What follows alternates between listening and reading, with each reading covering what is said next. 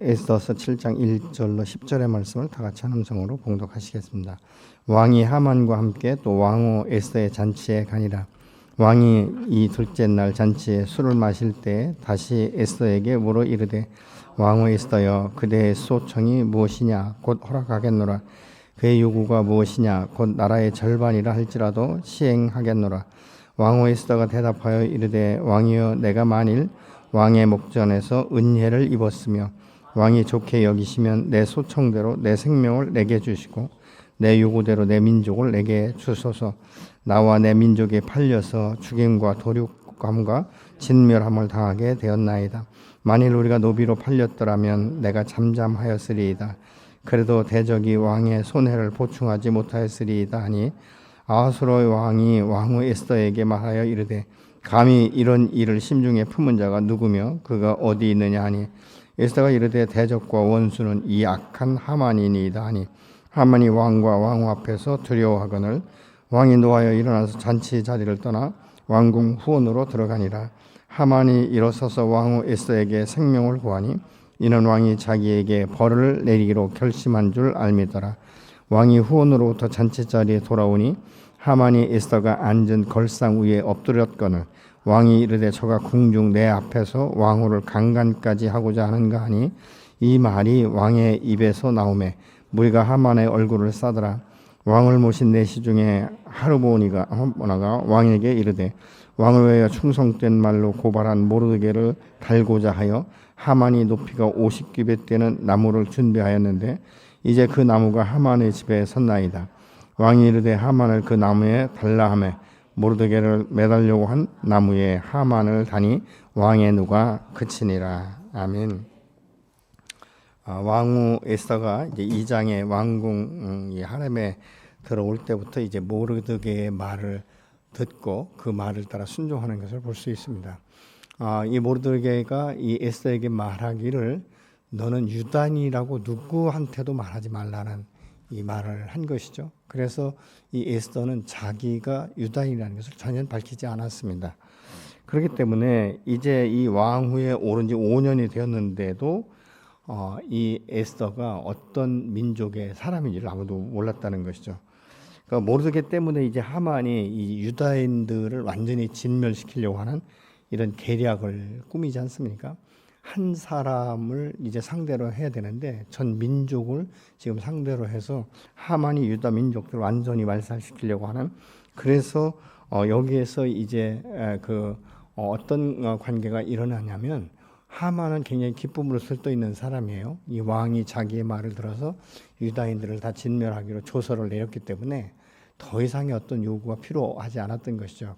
게다가 이제 왕후 에스로부터 이 잔치를 배설했을 때 아무도 오지 아니하고 왕과 자기만 대면해서 함께 술을 마시고 이제 이야기했다는 이것으로 충만했는데 밖으로 나오면서 모르드게가 여전히 인사하지 않는 이것으로 인하여서 내가 유다인들을 진멸하기 이전에 이 눈에 거슬리는 이 모르드게 이놈부터 처형을 해야 되겠다고 해서 자기 집 앞에 50규빗 약 23m 정도 높이의 나무를 세워놓고 이제 이 왕으로부터 허가를 받기 위해서 아침 일찍 다른 날보다 더 일찍 출근해서 이 왕의 뜰에서 기다리고 있는 것이죠.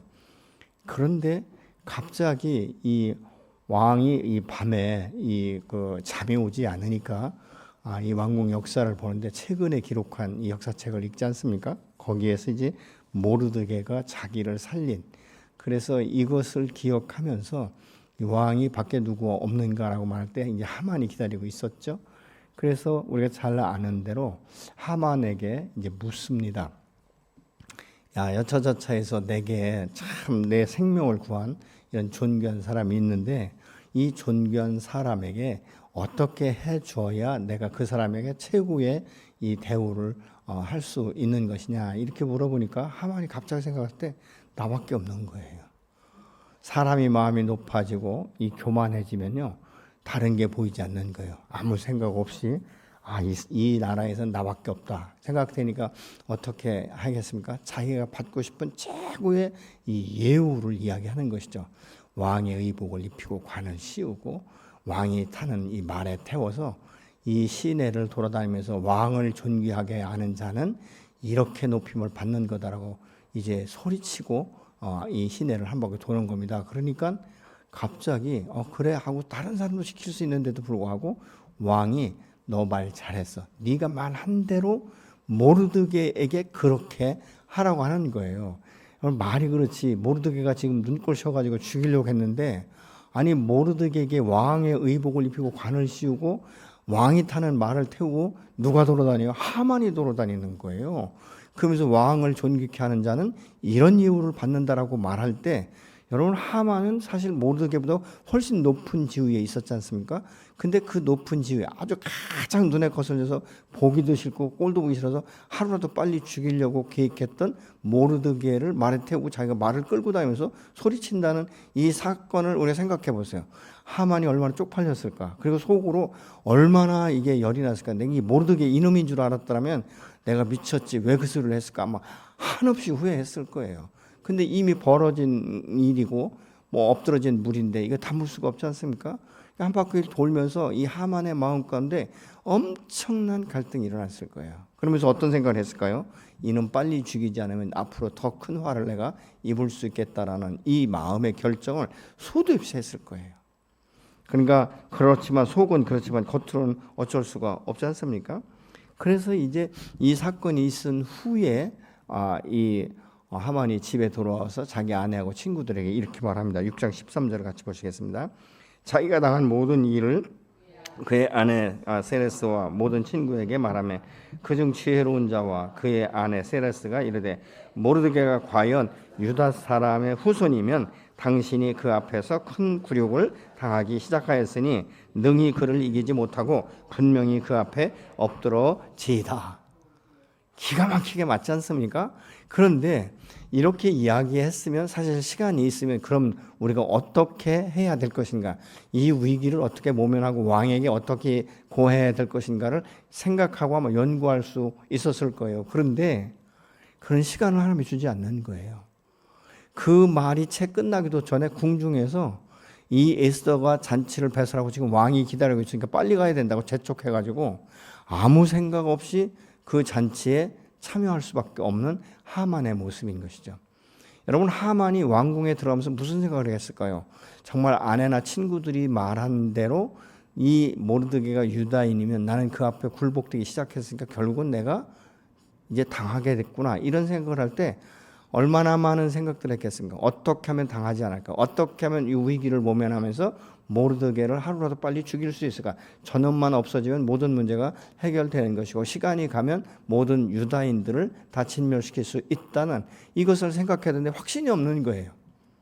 사람이 어떤 골목에 딱 몰리게 되면요, 아무 생각 없는 거예요. 살 길이 무엇인가, 그거 이해는 아무 생각이 없는 거예요. 그러니까 이 하만이 지금 이 에스더하고 왕하고 같은 이 자리에서 이 술잔을 이제 나누면서 음식을 먹을 때 그 음식이 맛이 있었을까요? 첫 번째 왕궁에 들어서 에스더가 차려준 이 진미의 이 상을 먹을 때는 기쁨이 충만하고 흥분됐을 거예요. 그런데 이 두 번째 이 잔치에서는 이게 흥분도 안 되고 기쁨이 없는 거야. 항상 그 마음 가운데 두려움이 있는 거예요.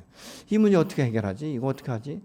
모르드게가 과연 유다인일까? 뭐 이런 생각을 하고 있는 것이죠. 근데 사실은 이 하만이 왕과 대면해서 술을 먹는 건 세 번째예요.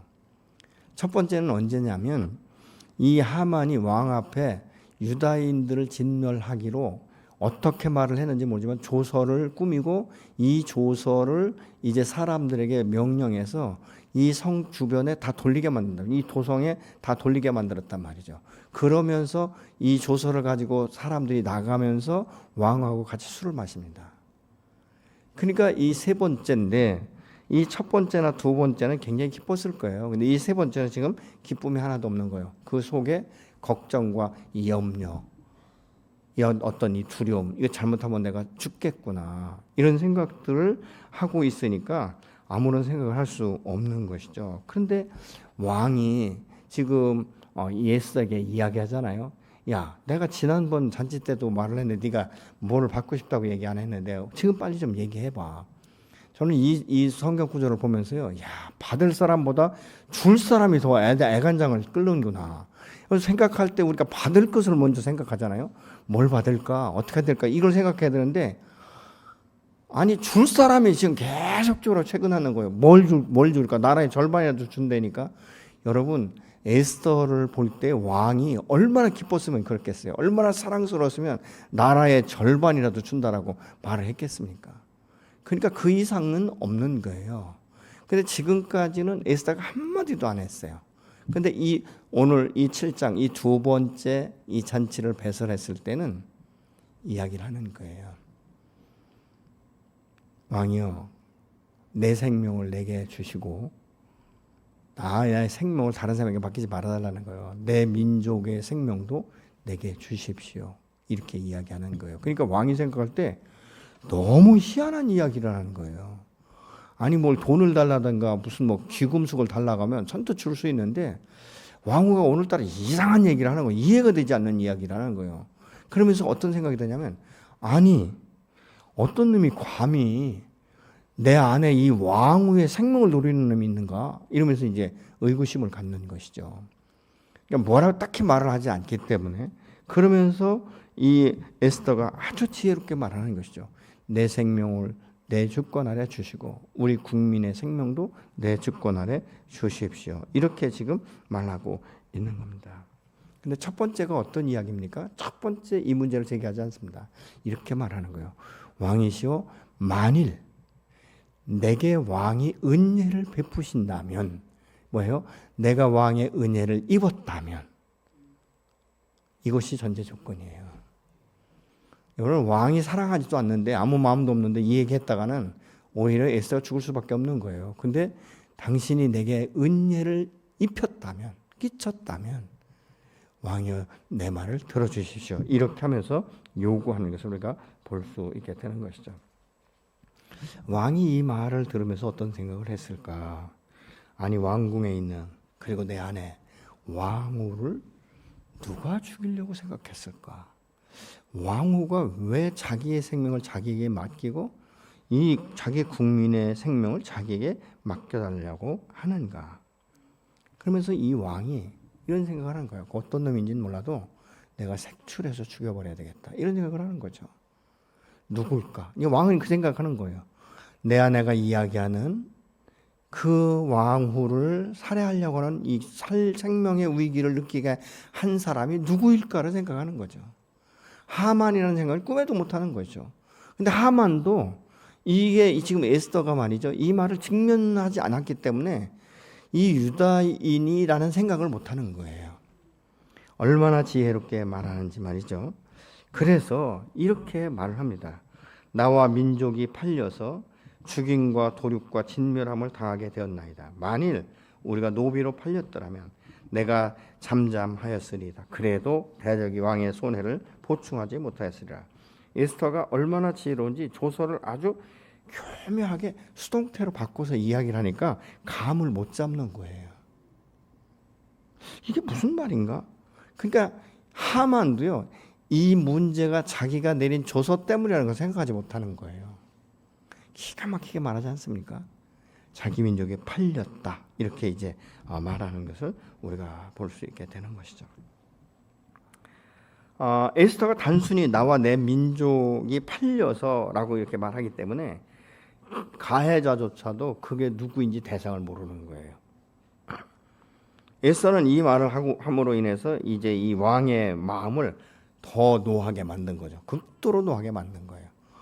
누가 내 아내와 그 민족을 팔아넘겼는가, 이렇게 생각하는 것이죠. 그러니까 그 안에 분노가 막 계속적으로 상승작용을 하고 있는 것을 우리가 알 수 있게 되는 것이죠. 그렇기 때문에 이 왕이 말이죠, 화가 나니까 진노의 대상을 드러내는데 이 왕이 새로운 어떤 이 고위 관리를 교체하고 왕후를 다시 뽑아야 되는가, 이런 생각조차도 못 하는 거예요. 그러니까 이게 분노가 이게 계속 올라오니까 자기 생각과 감정이 조절이 안 되는 거예요. 그러니까 빨리 채근해서 알고 싶은 거죠. 누구냐라고 말하는 거예요. 그때 에스더가 말합니다. 바로 그 악한 놈이 이놈입니다. 하만입니다. 이렇게 딱 지적질하는 것이죠. 여러분 한번 생각해 보세요. 술 먹던 하만이 이 에스더 왕후와 이 모르드게 이 유다 민족을 죽이려고 했던 장본인이 너라고 말할 때 하만이 어떤 생각이 들었을까요? 아, 우리 아내가 말한 것이 바로 이 현상인가 보다. 당신이 모르드게 앞에 무릎을 꿇기 시작하면 당신이 진 것이다라고 말하는 것이 바로 이것인가 보다라는 이 생각이 바로 돌아오지 않겠습니까? 그러면서 이제 이 하만이 어쩔 줄을 모르는 거예요. 왕은 어떻습니까?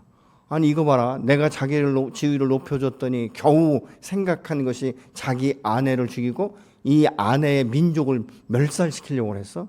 이런 생각이 들기 시작하니까 너무 이 분노를 주체할 수 없으니까 왕궁 후원으로 나가는데, 우리가 여기서 또 다른 면으로 생각할 수 있어요. 왕이 하만을 죽이는 것이 아까웠을까? 에스더의 말이 진실인지 아닌지 이것을 구분하기 위함일까?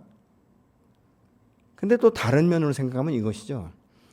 내가 하만이 어떻든 간에 하만에가 내가 속아서 순간에 속아서 이 조서에 어인을 찍었다는 것이죠. 근데 그때 당시 조서에 어인을 찍으면 변개할 수 없어요. 왕도 함부로 변개할 수가 없는 거예요.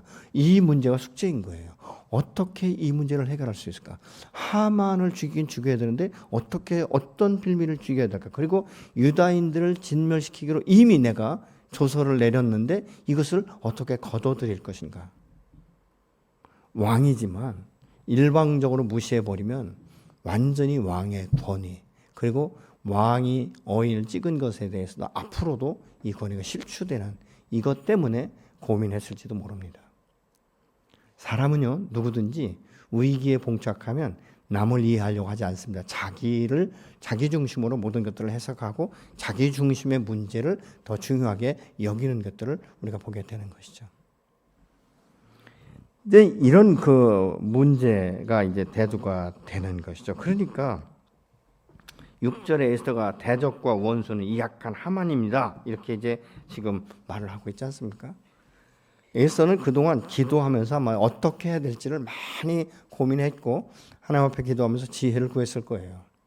하나님께서 그 때를 이제 맞추시는 것이죠. 하나님의 역사가 일어나기 시작하는 것이죠.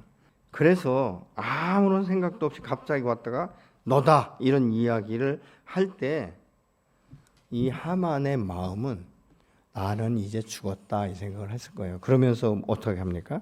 이 문제의 키는 왕도 아니고 왕후 에스더라는 것을 생각했겠죠.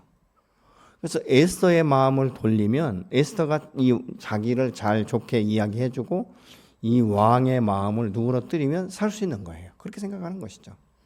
당면한 문제가 지적질한 것이 왕이 아니고 에스더이기 때문에. 그러니까 왕이 왕궁 후원으로 나갔을 때 하만이 자기 자리에 앉질 않아요. 에스더 왕후가 앉아 있는 그 의자 곁에 걸터 앉아서 살려달라고 무릎을 꿇고 비는 것이죠. 그럼 한번 하만의 모습을 생각해 보세요. 이때는 뭐 그 높았던 교만도 자존심도 모든 것들을 다 내려놓은 거예요. 왜요? 오직 생명보다 더 귀한 것은 없기 때문에. 여러분 누구도 이 세상 가운데 뭐 죽는 게 낫다, 죽고 싶다 이렇게 말하고 있지만 자기 생명보다 귀한 건 이 세상에 없는 것이에요. 물질이 생명보다 더 귀합니까? 그렇지 않은 거예요. 그러니까 지금 그렇게 하고 있는데 보세요. 하만이 그렇게 하고 있는 모습 속에 왕이 갑자기 들어오는 거예요. 그러니까 하만이 어떻게 피할 길도 없는 것이죠. 근데 왕이 딱 들어와서 보니까 이 하만이 죄질도 나쁘지만 아니 궁중에서 자기 왕후를 겁탈하려는 것처럼 본 거예요. 그렇게 이야기하잖아요. 야 이놈아, 어떻게 왕궁에서 내가 있는데 내 아내를 내가 겁탈하려고 하냐, 강간하려고 하냐 이렇게 질문하죠. 여러분 말이 그렇지. 여러분 왕이 이 질문할 때 하만이 어떻게 했겠어요? 얼마나 자기가 그 부분에 대해서 설득하고 싶은 마음이 생길 거 아니에요. 근데 왕이 그 말하는 순간에 왕을 하고 있던 이 내시들이 하만의 입을 가리고 얼굴을 가리고 밖으로 내보냅니다. 그러면서 하는 말이 무엇이죠? 하만이 어떻게 했는지를 이야기하는 거예요. 사실은 하만이 오늘 아침에 일찍 온 이유 중에 하나가 이 모르드게가 큰 문전에 앉아서 인사도 안 하고 이럴 때 너무 화가 나가지고 오늘 아침에 자기 집에 이 50규빗이 되는 약 23m 정도의 높이의 나무를 세워놓고 왔는데 그곳에 모르드게를 달아서 많은 사람들에게 본보기가 되게 하기 위해서 하만을 거역하고 하만에게 절하지 않는 사람들이 어떻게 되는지 그 결과를 나타내보고 싶어서 세웠다라고 말하는 거예요. 그래서 오늘 아침에 사실은 일찍 온 것이고 그래서 모르드게를 이제 데리고 시내를 그렇게 이야기한 것입니다. 이렇게 얘기할 때 왕이 단순하게 말합니다. 그래? 그러면 그 장대에 하만을 달아라. 여러분 자기 그 계획, 자기의 꾀가 하나님이 개입하시면 모두가 다 물거품이 되어버린 건 부산되는 거예요. 모르드게를 달았으면 하만이 굉장히 기뻤을 겁니다. 봐라 내 권세가 어떤지. 하늘에 나는 새도 떨어뜨릴 수 있는 권세라고 생각했을지 모릅니다. 그런데 그곳에 자기가 달리는 거예요. 여러분 하만이 그 50규빗 때는 23m 정도의 높이면 그때 당시에 아마 그런 건물이 없지 않았겠습니까? 높이 장대에 달려있는 하만의 모습을 보면서 세상 사람들이 무슨 이야기를 했을까요? 권력 별거 아니구나. 그동안 하만이 그렇게 거만하게 그렇게 다니고 그러더니 결국은 저렇게 비참하게 죽는구나. 남을 죽이려고 했던 그 장소에 자기가 달려 죽는구나. 이런 것들을 보면서 야 세상의 권세도 다 참 아무것도 아니구나. 어떻게 보면 일장춘몽과 같구나. 이런 생각하지 않았겠습니까? 그러니까 이 하만의 행동을 보는 순간에 왕이 다르게 해석할 수도 있는데 강간하려는 것으로 생각한 거예요.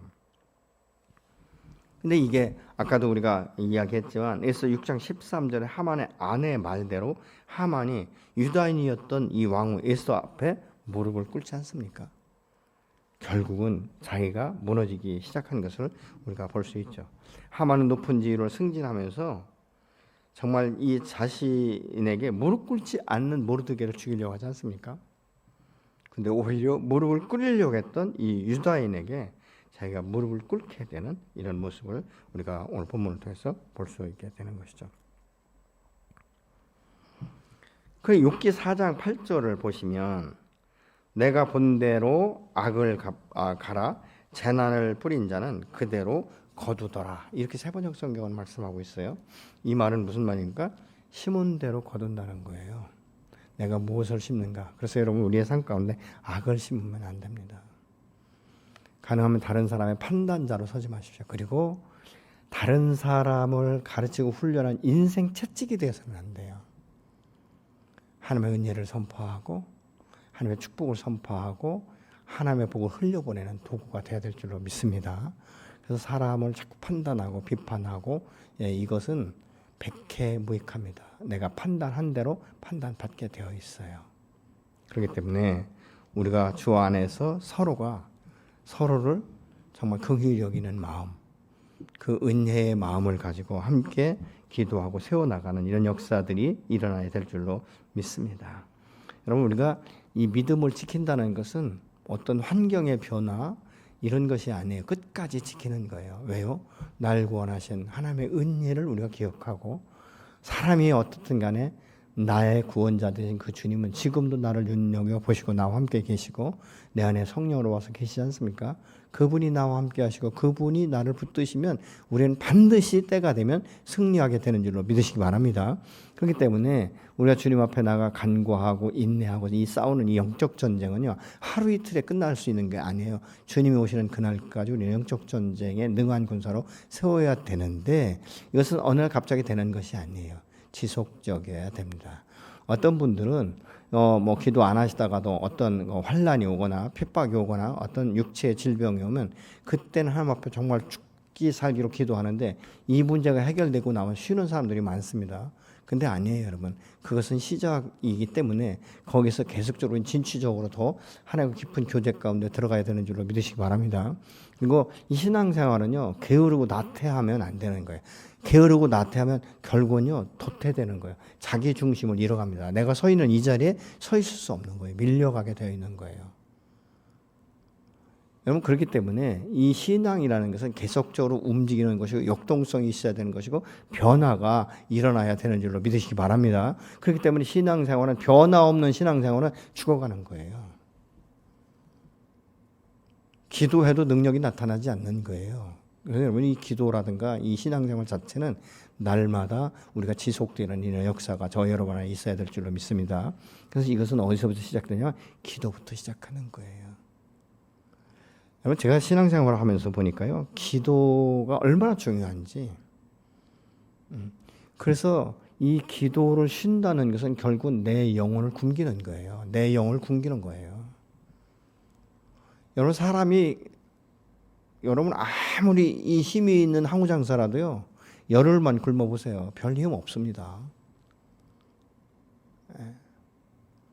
금식 20일 정도 금식하면요. 정말 정신 차리지 않으면요. 일어나서 걷고 행동하는 것조차도 쉽지 않아요. 근데 내가 기도를 쉰다? 내 영이 쉬는 거예요. 멈춰버리는 거예요. 무슨 분별력이 생기고 무슨 에너지가 생기고 어떤 지혜가 생기겠습니까? 그러니까 뭐예요? 믿음의 사람이라고 신앙생활 한 연조를 내세울 수는 있을지 몰라도 하나님의 지혜가 공급되지 않는 거예요. 그건 결국은 무엇입니까? 성령의 역사가 일어나지 않으면 자기 생각, 세상의 방법을 이야기할 수밖에 없는 거예요. 그래서 여러분 정말 하나님 앞에 기도하면서 하나님의 일과 하나님의 어떤 이 역사를 진행할 때는 기도하지 않고는 말하면 안 돼요. 근데 그 문제를 해결하기 위해서 몇 시간 기도하는 거 이거 아니고요. 평소에 기도하면서 하나님과 친밀한 교제 가운데 있을 때 분별력이 생기는 거예요. 지혜가 생기는 거예요. 그렇지 않으면요. 자기 생각이고 하나님의 생각인 것처럼 말하는 사람 너무 많아요. 기도, 물론 말씀도 중요합니다. 근데 기도를 쉬는 순간부터 내 영은 멈춰서 있다는 걸 꼭 기억하시기 바랍니다. 기도 쉬면 영적 성장이 되지 않고 하나님의 음성을 들을 수 없습니다. 그리고 내 영이 무뎌지기 시작합니다. 예민하지 못해요. 그렇기 때문에 뭐예요? 순간순간, 요즘에 이 세상이 얼마나 빨리 돌아갑니까? 순간순간 우리는 분별력을 갖지 못하면 안 되는 거예요. 여러분 그렇게 금식하고 기도하는 느헤미야도 어떻습니까? 왕 앞에 설 때 다시 목도하잖아요. 주님 내가 지금 왕을 만나서 이런 이야기를 해야 될 텐데 예루살렘 성벽이 무너졌고 내가 그곳에 가서 성벽을 재건하기를 원하는데 어떻게 말해야 될까요? 그러면서 어떤 생각했겠어요? 하나님 왕의 마음을 돌려주십시오. 허락할 수 있도록 역사해 주십시오. 그것이 순간의 기도가 아니라 이미 기도를 하고 오랫동안 금식하며 기도하지 않았습니까? 그리고 나서 왕 앞에 나가서 말할 때도 그렇게 말하는 모습을 우리가 볼 수 있게 되는 것이죠. 여러분 기도하지 않으면 자기 성품대로 말하고요. 성품이 급한 사람은 막 직선적으로 이야기하거든요. 근데 우리가 이 생각해 볼 때 저 사람이 저 말이 과연 진리일까 진실일까 이런 것들을 좀 생각하게 되지 않습니까? 그래서 이 신앙생활은요. 어려움을 주고 힘들게 하는 자들로 인해서 마음이 묶이고 하나님 앞에 나가지 않는 이것은 우리를 계속 어둠이 묶어버리는 거예요. 어둠의 계략이라 그 말입니다. 그렇기 때문에 이것을 내가 묶여서 여기에서 안고 자빠지는 것이 아니라 이것을 그때그때 주님 앞에 올려드리는 것이 중요한 거예요. 억울하면 억울하다고 얘기할 수 있죠. 여러분 욥기 요즘 새벽에 이제 우리 성관 목사가 이제 욥기 계속적으로 요즘 이제 욥기를 거의 아마 이달까지나 거의 욥기를 묵상하게 될 건데 욥을 나름대로 좀 고치고 욥을 좀 나름대로 하나님 앞으로 어떻게 돌아서게 하려고 욥의 세 친구들이 욥의 잘못된 부분만 막 지적질하잖아요. 근데 그 욥이 뭐라고 대답합니까? 나를 이렇게 너희들이 그렇게 하고 있지만 내 마음은 여전히 내 마음 중심은 여호와 하나님께 있다라는 고백을 해요. 쉽지 않은 고백이죠. 어떻게 보면 차라리 죽고 싶은 심정일 거예요. 막 욕창이 나죠. 기어하러 긁어대죠. 낫지는 않죠. 자식 다 죽었죠. 재산 다 잃어버렸죠. 죽고 싶은 심정 아니겠습니까? 근데 욥이 그러잖아요. 주신 이도 하나님이며 거두어 가시는 이도 하나님이라고. 근데 욥기 중반부에 쭉 넘어가다 보면요. 그 마음이 흔들리기 시작하는 거예요. 오죽 힘들면 차라리 내가 죽어서 나왔으면 좋을 뻔했다. 내가 내 못에 조성되지 않았으면 좋겠다. 얼마나 고통스러운 그 이야기를 하겠어요.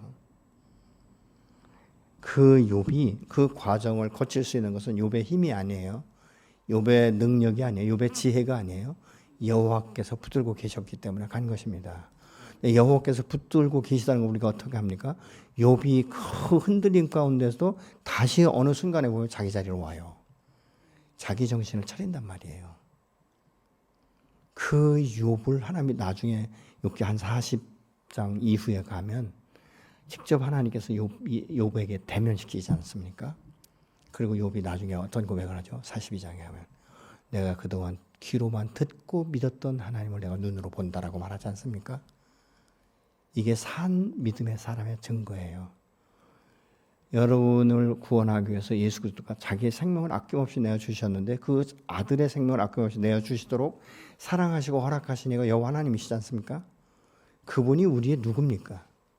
우리의 아버지가 되시지 않습니까? 아들을 내어준 고통을 겪었던 그 아버지가 아들의 생명의 핏값으로 나를 양자 삼으시고 오늘도 그 아들과 동등하게 생각하시는 하나님의 사랑과 은혜가 오늘도 저와 여러분을 붙들어 주신 줄로 믿습니다. 그래서 하나님 안에서 우리가 이 연단될 때는 피할 길을 여시고 감당할 수 있는 시험 이해는 주시지 않는 거예요. 그래서 우리가 로마서 8장 35절 같이 보시겠습니다. 누가 우리를 그리스도의 사랑에서 끊을 수 있겠습니까? 환난입니까? 곤고입니까? 박해입니까? 굶주림입니까? 헐벗음입니까? 위협입니까? 또는 칼입니까? 이상 누구도 우리 인생 가운데 힘들지 않은 사람은 없는 거예요. 여러분 살면서 나는 힘들지 않다. 매일 나는 기쁘다. 감사하다. 나는 날마다 축제 현장 가운데 있다. 이런 사람이 있으십니까? 제정신이 아닐 거예요 아마. 누구도 인생이 힘들지 않은 사람은 없어요. 부자가 힘들지 않겠습니까? 아니요. 그는 그대로 고민이 있는 거예요. 그럼 가난한 사람이 힘들겠습니까? 어떤 분들은 그러더라고요. 그냥 이렇게 이 노숙자가 제일 편할 것 같아요. 아니에요, 여러분. 뭐 노숙자가 편하겠어요. 오늘은 내가 어디서 자야 될까? 내가 무엇을 먹어야 될까? 이 생각하지 않겠어요? 편한 사람은 없어요. 그런데 편한 삶을 살아갈 수 있는 사람들은 많습니다. 누가요? 하나님과 함께 동행하는. 여러분 광야에서 이스라엘 백성을 40년 동안 만나와 미추라기를 먹이신 분이 여호와세요. 환난과 고통이 있어서 그들을 버리시지 않았다는 거예요. 그들이 하나님의 말씀 앞에 불순종했지만 버리지 않았다는 거예요. 왜요? 선민이라는 것 때문에. 오늘도 예수 믿고 구원받은 하나님의 사람은 하나님이 절대 버리시지 않습니다. 그러나 그를 보존하시고 그를 지키시지만 그가 깨닫고 주님 앞에 돌아왔을 때 하나님께서 주시는 지혜와 명철과 하나님의 능력과 그 믿음을 가지고 소망 가운데 인내하면 언약을 성취시키는 거예요. 그러니까 처음은 미약한 것 같지만 끝이 창대케 되는 이런 역사가 반드시 일어나게 되는 줄로 믿으시기 바랍니다. 저는 우리 성도들의 삶이 이런 경험적인 삶을 살아가기를 간절히 축원합니다. 여러분 이것은 믿음의 주여 온전케 하신 이인을 바라보면서 여호와의 손에 잡혔을 때 적신이나 기근이나 칼이나 어떤 것도 그 손에서 뺏을 수 없다라고 분명히 말씀하고 있지 않습니까? 사실 그래서 이 일은요. 언제부터 이 일이 시작됐냐면 6장이에요. 이 아닥사스다 왕이 하루는 잠이 안 오는 거예요. 근데 궁중에 있는 이 역사 일기를 보기를 원하는데 옛날 것을 보는 것이 아니라 우리 선조들이 어떻게 했는가 이것이 아니라 근간에 기록된 역사책을 가져오게 하는데 그 중에 모르드게가 이루었던 왕을 살렸던 이 내용의 책을 보게 하시잖아요. 우연의 일치일까요? 아니에요. 하나님의 섭리인 거예요. 때가 되매 하나님께서 그렇게 역사하시는 것입니다. 오늘 저와 여러분 안에 어려움이 있습니까? 고통이 있습니까? 환난이 있습니까? 역경이 있습니까? 하나님의 때가 되면 반드시 여러분들을 통해서 역사하시고 여러분들을 억울하게 했던 자들이 어떻게 넘어지는지를 보게 하실 거예요. 그날이 올 때까지 우리는 주님 앞에 지혜를 구하고 나의 약함을 고하면서 주님 당신이 아니면 난 살 수 없습니다. 날 붙들어 주십시오. 그러면서 내 눈을 들어 여호와를 바라보고 내 숨결이 때로는 진액을 마르는 것 같은 이 숨결이 있을 때에도 주님 앞에 나갈 때 내 죄악이 있다면 드러내게 하시고 이것을 회개하게 하시고 새롭게 변화시키시고 하나님의 사람답게 살아갈 수 있도록 또 힘과 능력을 주시고 사람이 필요하면 사람을 붙여주실 것이고 물질이 필요하면 물질을 붙여주실 거고 그래서 여러분의 사업과 어떤 가정과 이 사업장이 번창케 되는 이런 역사들을 여러분의 생전에 경험될 수 있도록 하나님께 축복해 주실 줄로 믿습니다. 또 제가 늘 말씀드리지만 내 때에 다 거두지 못하면 내 다음 세대, 자녀 세대에 그 축복을 반드시 받게 되어 있습니다. 여러분 이 성경을 보면요. 하나님의 역사가 얼마나 신실하신지 그리고 얼마나 정확한지를 우리가 볼 수 있지 않습니까? 여러분 에스더를 모르드게를 통해서 그 왕궁에 들여보내신 이도 여호와 하나님이세요. 그리고 이 하만이 이런 계략을 꾸몄을 때 이것을 막아설 수 있는 기회를 주신 것도 여호와 하나님이신 줄로 믿습니다. 그렇다면 오늘날 저와 여러분의 삶 가운데 개입하시고 주관하시는 주님께서 우리의 억울함과 고통과 육체의 질병과 삶과 이 모든 것들도 위탁할 때 그분이 해결하시고 가장 필요한 곳에 그리고 가장 중요한 때에 모든 문제를 해결하시고 주님 홀로 영광 받으시며 우리의 마음 가운데 기쁨과 감사가 넘치도록 축복하시는 줄로 믿으시기 바랍니다.